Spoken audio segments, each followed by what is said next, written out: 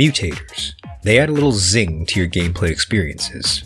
It's the secret sauce that breaks the monotony of repetitive gameplay loops. Some are meant to be ridiculous and hilariously over the top for those seeking some extra fun and zany humor in their games. Others add extra challenges and hazards, things that test your skill and ability to adapt to new situations.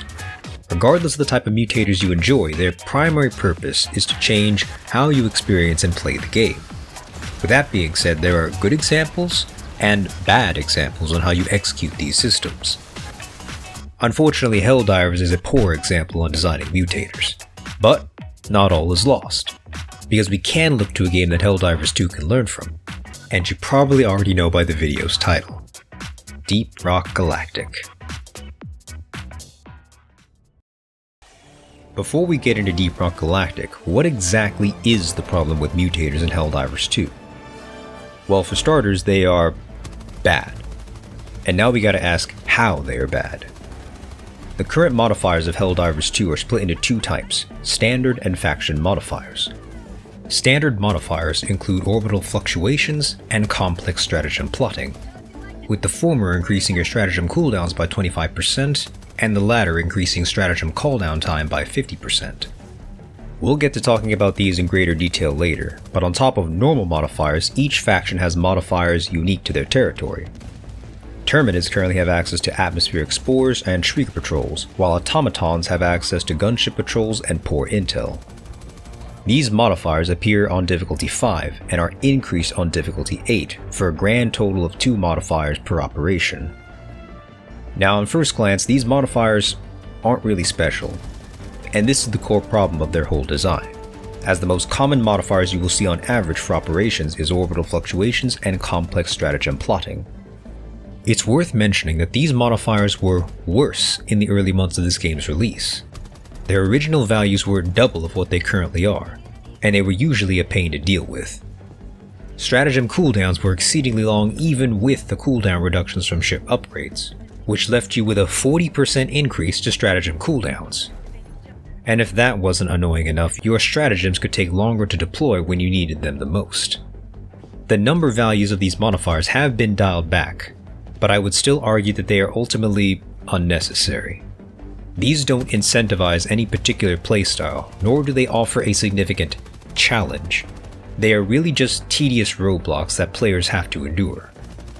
It also doesn't help that the core idea behind these modifiers conflicts with the game's design philosophy, as it has been publicly stated that you need to rely on your stratagems and stratagems of the team to deal with enemies effectively, which is a lot harder to do when you have modifiers that punish you for simply using them.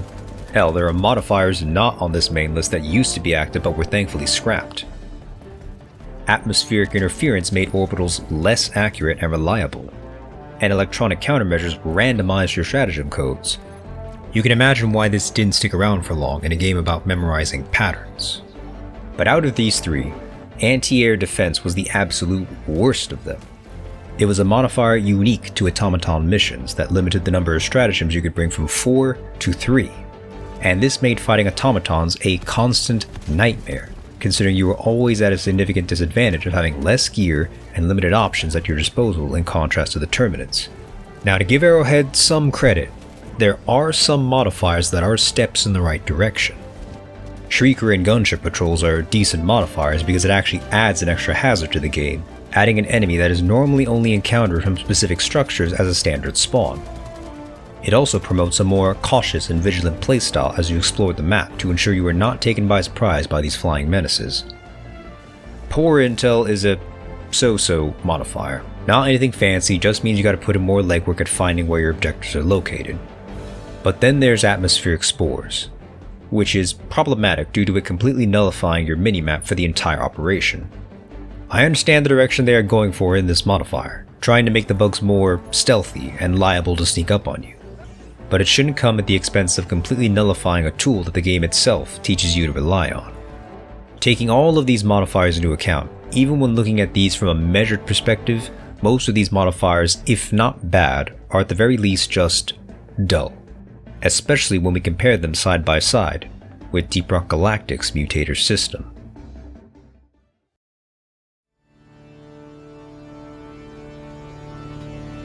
Now let's take a closer look at how DRG implements modifiers into the game. For starters, they are split into two categories, the first being warnings and the second being anomalies. Warnings are straight up challenge modifiers that increase the difficulty of the mission while also increasing the hazard bonus, offering a bigger payout of rewards on a completed mission. Anomalies provide either positive or neutral effects to the players, sometimes coming with a small disadvantage in exchange for a larger positive effect, without increasing the hazard bonus. These can range from simple experience bonuses to enemies dropping gold when killed. Or, my personal favorite, Dreadnought Lacerator! What's this? Out of the way! These mutators can appear across any mission, up to a maximum of 2 warnings and 1 anomaly per mission. So mechanics aside, what about the mutators themselves?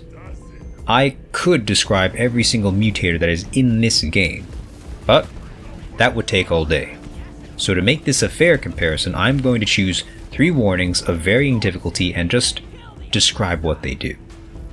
First on the list is Mactera Plague, a pretty straightforward modifier that alters the enemy spawns for the mission.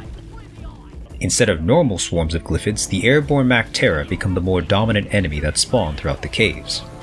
This challenge greatly incentivizes adapting your playstyle to deal with the myriad of Mactera enemies, as they are more mobile than their glyphid counterparts and can easily overwhelm you if you let them sneak up on you. You also have to make sure your weapons are modded and built in a way that can help you exploit the unique weaknesses of Mactera enemies.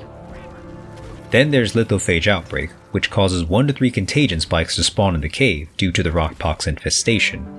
Dealing with these contagion spikes is an additional objective that must be completed, and until they are dealt with, the contagion spikes will constantly spawn infected rockpox enemies, and make the terrain around them dangerous to traverse.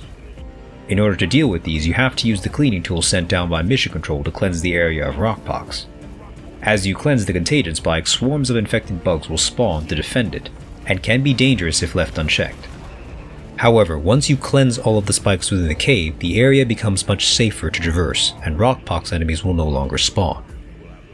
Out of these 3 modifiers, Lithophage Outbreak can be considered to be decently balanced, as it provides a new type of enemy and status effect that you have to contend with, but good teamwork and careful coordination can make completing this a breeze.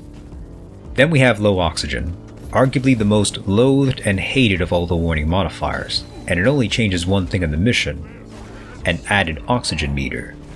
Basically, the caves are filled with toxic air, and you need fresh air in order to stay alive. As time progresses, your oxygen tank depletes, and if it empties completely, you will slowly take damage until you refill your oxygen tank or lose all your health.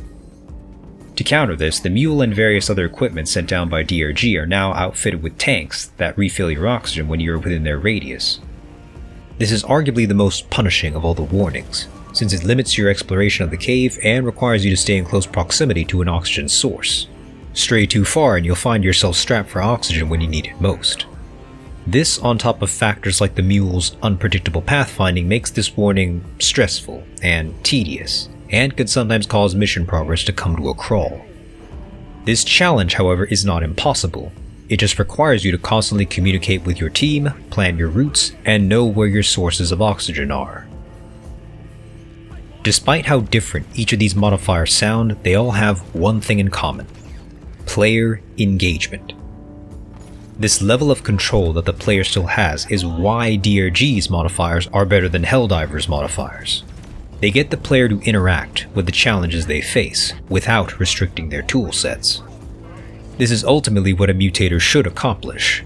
It should largely be something that is transformative, and most importantly should get your players to reevaluate and adapt their playstyle to whatever challenges the mutator provides. So what is the takeaway of all this? That Helldivers modifiers are terrible and irredeemable? No, not at all. It may seem like I'm bashing Arrowhead over this, but these comparisons are to show that things can improve. There are templates and examples that one could look toward for inspiration that Arrowhead can apply to its own game. If anything, with the new direction and foundation that Helldivers 2 is taking, now is as good a time as any to develop and refine its systems. Now, I'm not saying they need to outright copy Deep Rock Galactic, but what they can do is make modifiers more innovative and engaging with players when it comes to adding an extra layer of challenge. So how can the modifiers of Helldivers 2 be improved? Well, for starters, adding mutators that greatly alter the enemy spawns will be a start. Imagine if we had an operation on a bug planet that only spawned small bugs like hunters and scavengers, but also significantly increased their movement and attack speed. Or a bot planet that had an increased amount of tank divisions at the expense of less troopers or devastators.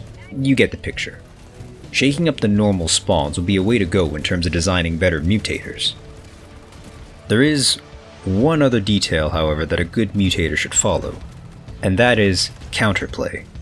It should allow room for players to counter the mutator's effects during the mission, be it through tactics, equipment, or strategy. Going back to an earlier point, this is primarily why I dislike atmospheric spores in its current state, because there's no way to counter this modifier. It just makes the minimap an obsolete tool to only use for navigation, not risk assessment. Adding something as a means of counterplay, however, would make this a more engaging modifier. An example I thought of while writing this was, instead of just having spores obscure the map, what if there were giant spore towers littered across the map unique to this modifier? As long as these towers exist, they fully obscure a certain section of the map, but when destroyed, they will then reveal a section of the map, allowing your radar to work normally for that specific area. Something along these lines would go a long way in transforming this mutator from being tedious and irritating to a challenge to overcome. The Helldivers 2 community is itching for something more challenging now that our weaponry and equipment have received a significant glow up. And I personally want to see more challenging content as well. However, how Arrowhead goes about this will be important. We will most likely see more difficulty levels added in the future, considering the first game had up to 15 difficulty levels. Now I'm sure at some point we will get those next 4 difficulty levels, maybe even more. If those difficulties end up just being throw more enemies at the player, well, that wouldn't be a bad thing, but it wouldn't be great either. It would just be more bloated enemy spawns trying to overwhelm the players by sheer numbers. But if they really want to make challenge meaningful, good mutators can go a long way in making that happen in ways that last. At the end of the day, this is just me throwing my 2 cents on this topic. Only time will tell if the developers behind Helldivers 2 will adapt and revise their current mutator system. Until then, I'll be watching and waiting from my Super Destroyer if such a day ever comes to pass.